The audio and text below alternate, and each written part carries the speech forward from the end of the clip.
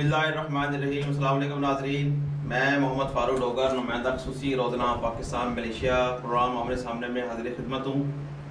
हमारे साथ मौजूद हैं जनाब MS अतर कुरैशी साहब, जो कि एक आज़ाद तजिया निगार हैं।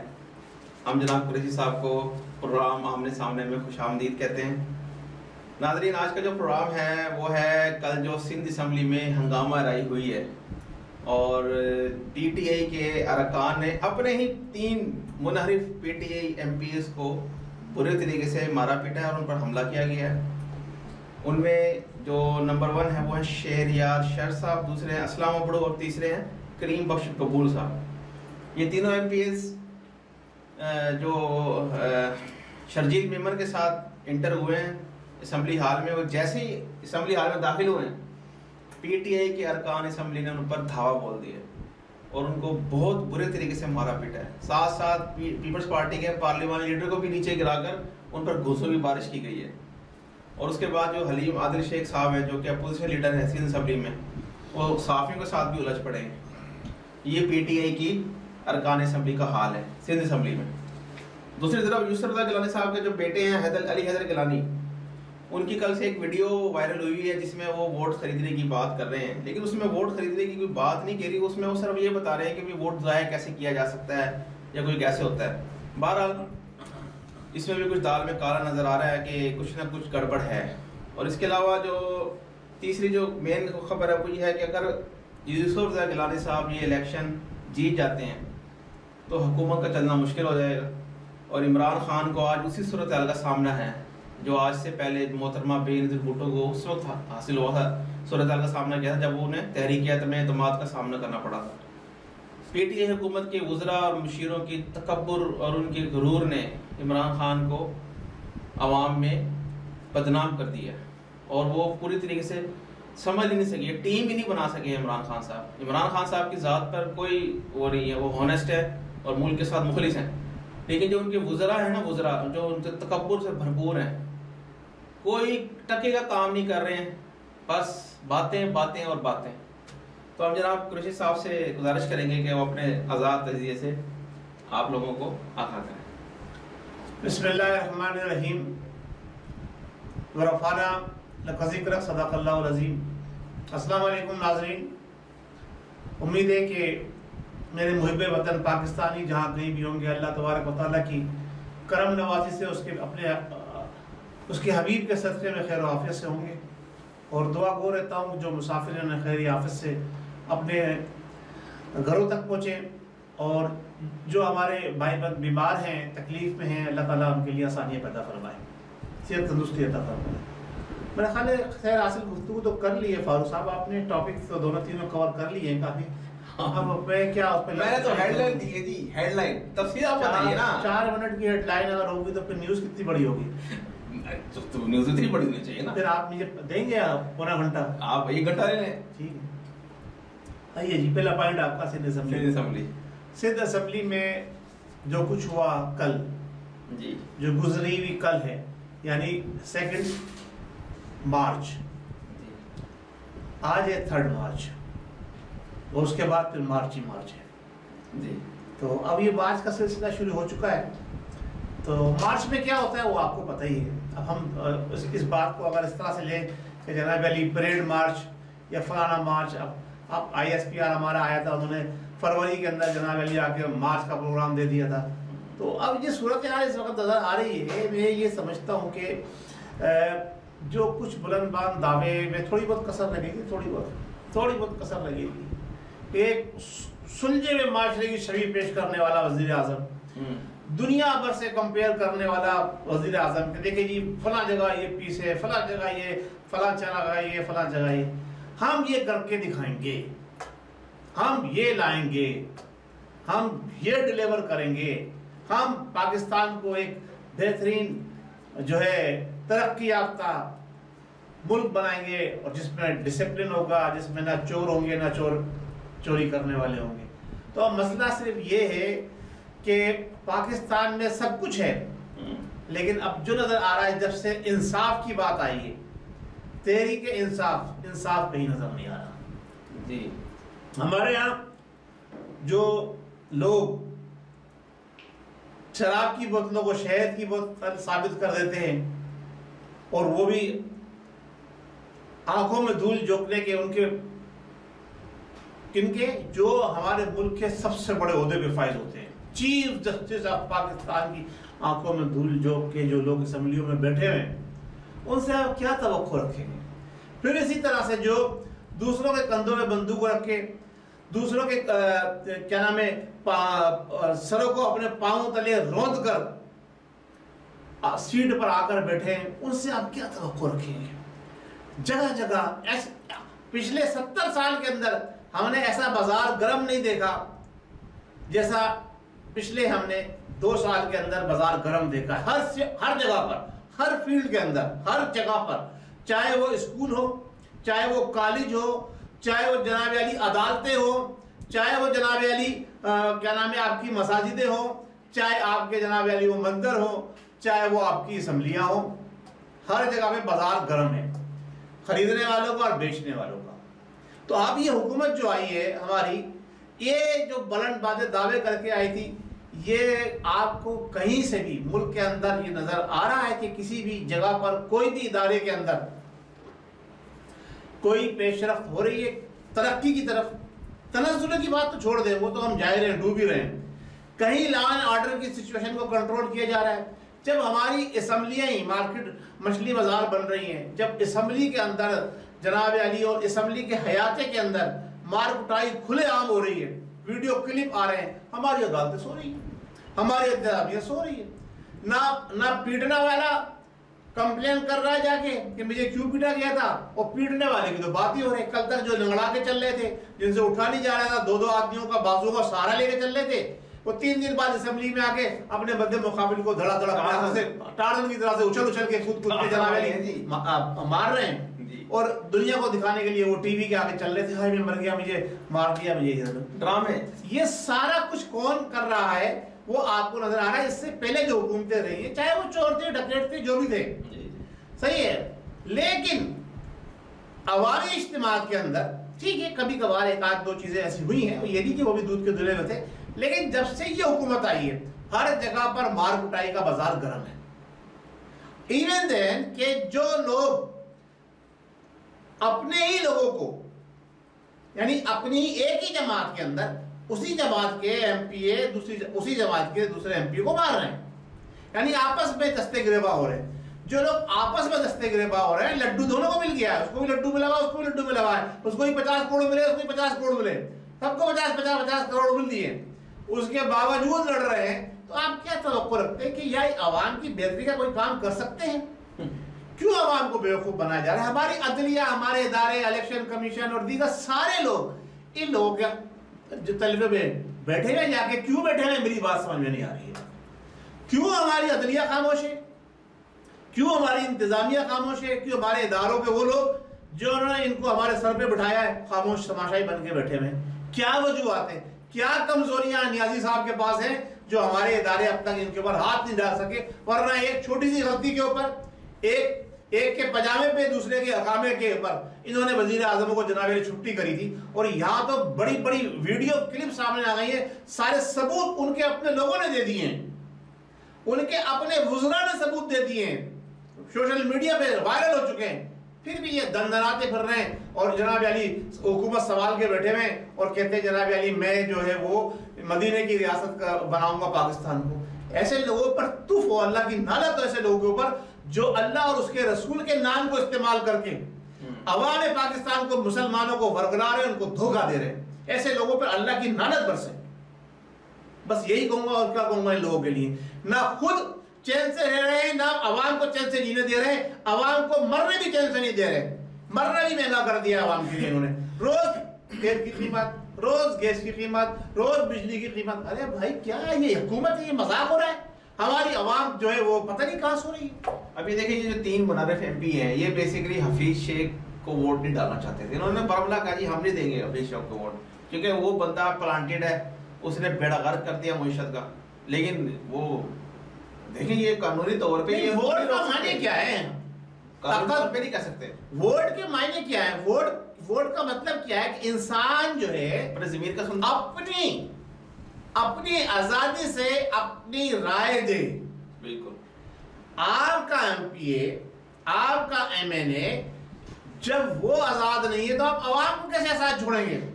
सोचने की बात है ना। जो एक मुंतखब नुमाइंदा बखौल आपके, एक मुंतखब नुमाइंदा, आप उसी की नहीं सुन रहे हैं। और दूसरी बात ये देखें, ये जो गिलानी साहब के बेटे की वीडियो कल वायरल हुई है, ये इन्होंने बिल्कुल इलेक्शन से एक दिन पहले क्यों वायरल किया? हालांकि ये वीडियो तो एक हफ्ता पहले बनाई गई है। बकौल जनाब मिनिस्टर साहब के पूरा जत्था आ जाता है प्रेस कॉन्फ्रेंस करने के लिए और बस बातें। और भाई आवाम के लिए तो कुछ कर लो, बस स्कैंडल ढूंढ के लाते हैं। स्कैंडल भी खुद ही बनाया, इनका अपना ही बंदा वहां प्लांट था जिसने जाके सारा कुछ बनाया। और इनके अपने एमएनए बिकाऊ थे, बिक रहे थे वो कोई प्लांटेड नहीं थे। उनमें 3 तो कंफर्म थे कि जिन्होंने सौदा करना था। एक तो जो वो उसने ये वीडियो बनाई है और उसने अपनी इंतजामिया को दे दी है। बात ये हम तो ये कह रहे हैं जनाब अली कि जिनका सरगना उसका कोई पूछने वाला नहीं है कि वो क्या कर रहा है, क्या मायने कर रहा है, किन चीजों के ऊपर दस्तखत कर रहा है, क्या चीज करा रहा है। कश्मीर का इशू आप देख रहे हैं, पिछले 6 महीने से कश्मीर का इशू बिल्कुल सर्द खाने में चला गया है, कोई उसके ऊपर बात नहीं हो रही।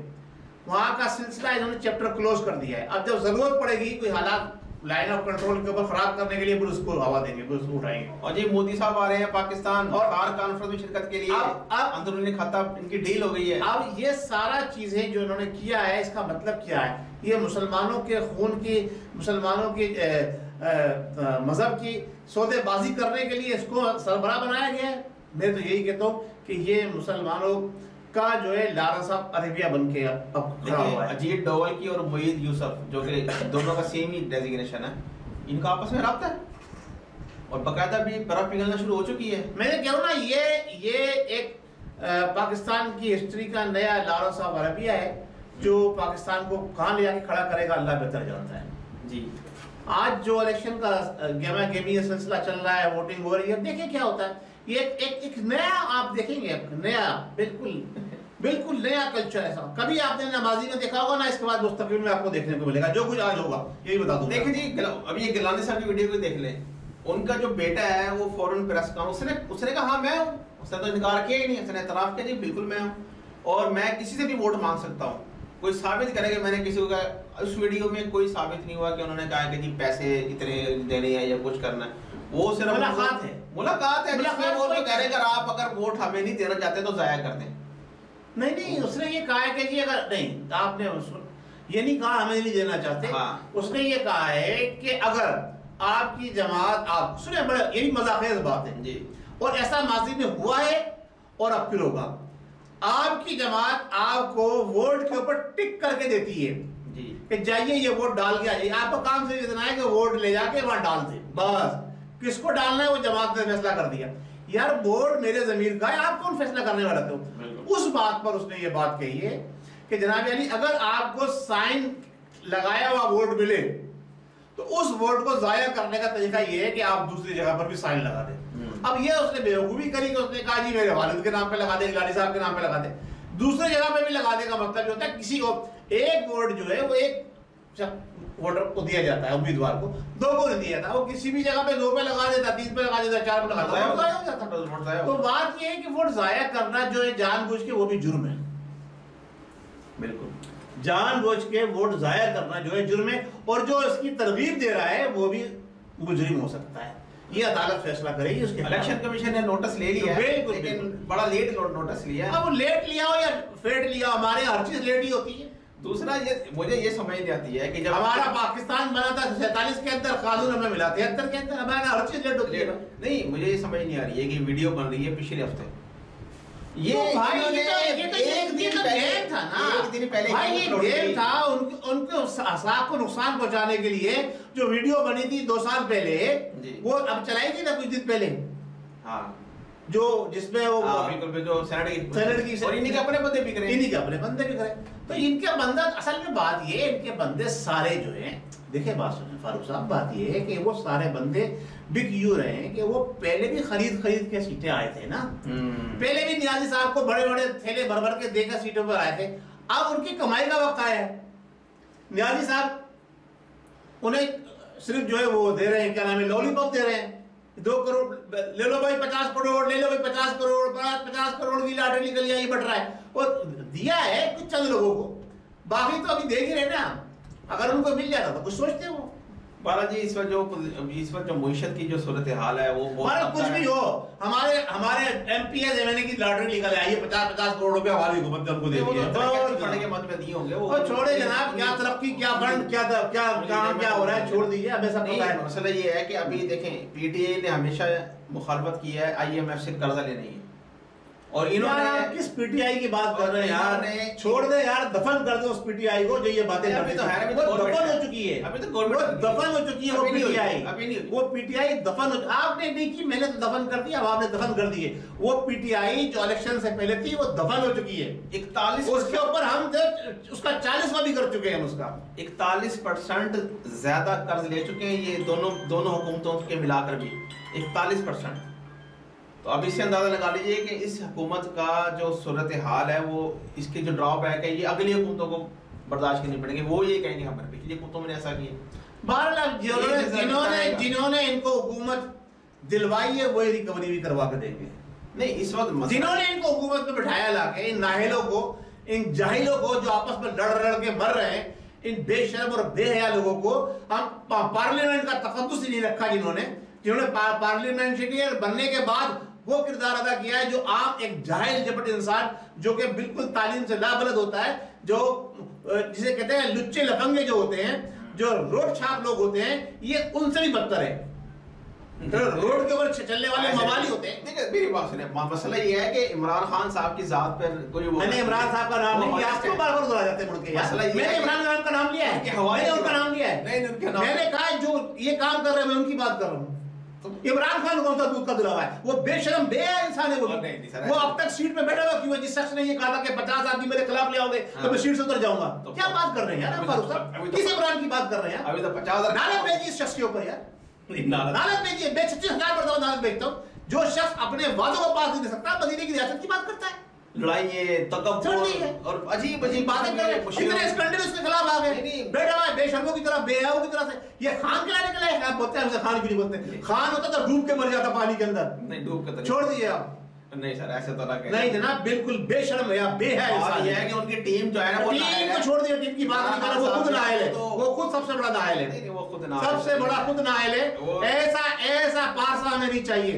कोशिश तो सारे काम करके सच्चा है इंसान तो ईमानदार है। काय की ईमानदारी यार, अपनी बहन को फेवर दिला दिया, अपना घर रेगुलाइज करा लिया, काय की ईमानदारी? ईमानदारी वाली बात करते छोड़ दे, बात ना किया करें, मुझे ज्यादा तारीफ ना किया करें मेरे सामने। बहरहाल अगर गिलानी साहब ये इलेक्शन जीत जाते हैं ना तो हुकूमत का चलना मुश्किल हो जाएगा। उनसे बेहतर, इमरान नियाज़ी से बेहतर वो गधा जो लंदन में बैठा है वो है। अच्छा नाम उसको आप गधा कहते हैं? बिल्कुल जनाब अली। वो क्यों उसको गधा क्यों कह दिया आपने? जो हमारी हुकूमत ने खिताब दिया ना उनको, हमारे एजेंसी और इदारों ने उसको वो खिताब दिया है ना। अच्छा जी हाँ, जो भी साहब पिछली हुकूमतें कर दे, अब तो हमारे भी काम ये सब जाके उसके ऊपर उसके घर पे जाके जनाब अली सलूट मारते थे।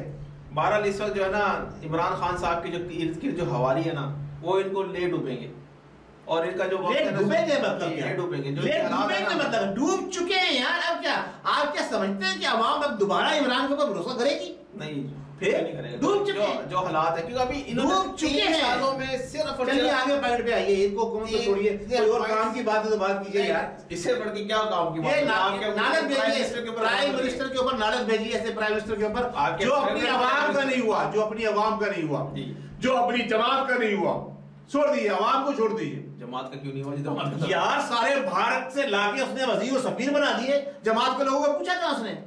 जो असल जो जिन्होंने जमात के अंदर कुर्बानियां दी थी, जो तहरीक इंसाफ को लेकर चले गए, उनको खुड्डे लाइन लगा के बाहर कर दिया, बाहर के लोगों को लेकर आ गया। तो ये जो अपनी जमात का नहीं हुआ, वही कहते हैं ना कम असल से जो है ना वफा नहीं, असल से दगा नहीं।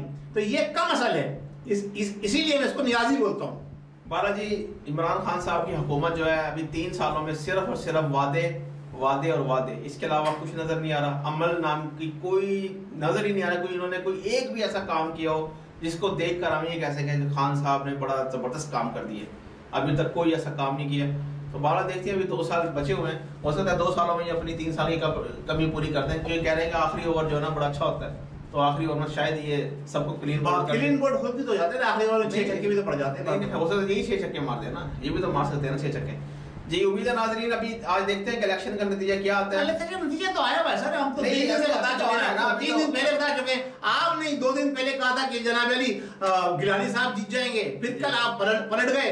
आपने कहा जी आप पीछे बैठते रहते ना, उलटते पलटते रहते फौरन, रोटी तवे पर डाल दे, कभी इधर से कच्ची इधर पक्की कर लो, इधर से पक्की इधर से कच्ची कर लो, ये करते। कल आपने कहा जी नहीं आप शेख साहब जीतेंगे, अब देखते हैं क्या होगा। नजर तो शेख साहब के यार है, तो देखते हैं हालात जो पैदा, वो हमने कहा था ग्राउंड तैयार करके, ग्राउंड बनाने वालों ने ग्राउंड बना के तैयार करके मैंने छोड़ दिया, रिजल्ट बना हुआ रखा हुआ है। मैंने आपको बताया कि थोड़े से वोटों से थोड़े से वोटों से भी जीतो। गिलानी साहब की, गिलानी साहब जीत, वो तो मैं 3 दिन से ये बात कर रहा हूँ, आज ये बात आप क्यों कोट कर रहे हैं मेरी बात सर? मैंने 3 दिन पहले ये बात कही थी कि गिलानी साहब अगर हार भी गए तो गिलानी साहब जीते हुए। गिलानी साहब चलिए ठीक है, यूसुफ रज़ाक गिलानी, ठीक है, साबका वज़ीर आज़म पाकिस्तान।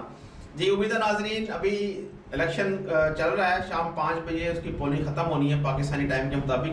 मलेशिया में तो अभी टाइम 6:30 हो चुके हैं, तो देखते हैं रिजल्ट क्या निकलता है। तो उम्मीद है जो भी होगा पाकिस्तान की आवाम के लिए अच्छा होगा। हम ये दुआ करते हैं खाली अल्लाह तबारक व तआला पाकिस्तान पे सच्चे रासिखुल अकीदा, अकीदा खत्म नबूवत का दिफा करने वाले, ताफ़ुज़ नामुस रिसालत पर मरने वाले हुक्मरानों की हुकूमत कायम करें। बस हमें किसी पार्टी से कोई सरोकार नहीं है। जो लोग मुल्क वतन पाकिस्तान की तरक्की, खुशहाली, आवाम की फलाह और बहबूद के लिए काम करते हैं, अल्लाह से दुआ करते हैं अल्लाह ताला उनको पर्सनल इक़्तिदार लिया, आवाम को अकल दे दे, समझ दे दे कि वो अपने मामलात को सही कर ले, तो हुक्मरान भी खुद ब खुद सही आ जाएंगे। जी जी, उम्मीद है नाज़रीन आज का प्रोग्राम आप लोगों को पसंद आया होगा। अपने कमेंट से ज़रूर आगाह कीजिए, वीडियो को लाइक कीजिए, शेयर कीजिए और हमारे चैनल को सब्सक्राइब कीजिए। जाने से पहले नारा लगाते हैं, पाकिस्तान जिंदाबाद।